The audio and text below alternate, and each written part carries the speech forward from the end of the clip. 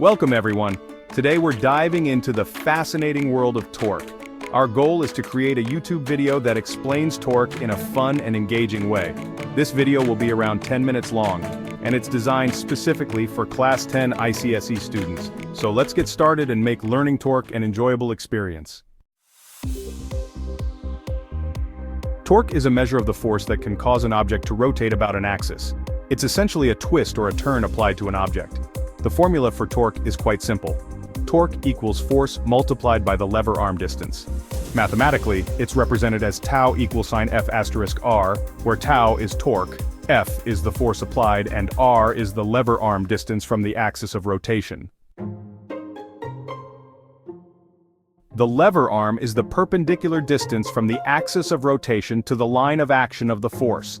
Imagine pushing a door. The farther you are from the hinges, the easier it is to open the door. This is because the lever arm distance is greater, making the torque larger. Understanding this concept helps in grasping how torque works in real-life scenarios. Torque is all around us, even if we don't always notice it. Think about opening a door. When you push on the door handle, you're applying a force at a distance from the hinges, creating torque that swings the door open. Another example is using a wrench to tighten a bolt. The longer the handle of the wrench, the more torque you can apply with the same amount of effort. This principle is also at play when riding a bicycle. Pedaling generates torque that turns the wheels and propels the bike forward. So, as you can see, torque plays a crucial role in many of our daily activities. Calculating torque is actually pretty straightforward.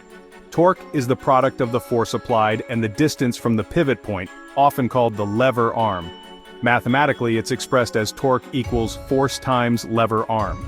For instance, if you apply a force of 10 newtons at a distance of 2 meters from the pivot, the torque would be 20 newton meters. It's important to remember that the force must be perpendicular to the lever arm for this calculation to be accurate. This simple formula helps engineers and scientists design everything from machinery to buildings, ensuring they can withstand the forces they'll encounter. Several factors can influence the amount of torque generated in a system. First, the magnitude of the applied force. The greater the force, the greater the torque.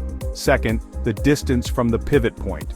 A longer lever arm means more torque for the same amount of force. Third, the angle at which the force is applied. Maximum torque is achieved when the force is applied perpendicular to the lever arm. If the force is applied at an angle, only the component of the force perpendicular to the lever arm contributes to the torque. Understanding these factors is essential for optimizing the performance of mechanical systems. So, to wrap things up, torque is a fundamental concept in physics and engineering. It helps us understand how forces cause objects to rotate, and it's a key factor in the design and operation of countless devices and structures. From opening doors to riding bicycles, torque is an invisible force that makes many aspects of our daily lives possible. By understanding how to calculate and optimize torque, we can create more efficient and effective mechanical systems. Thanks for joining us, and we hope you have a better appreciation for the power of torque.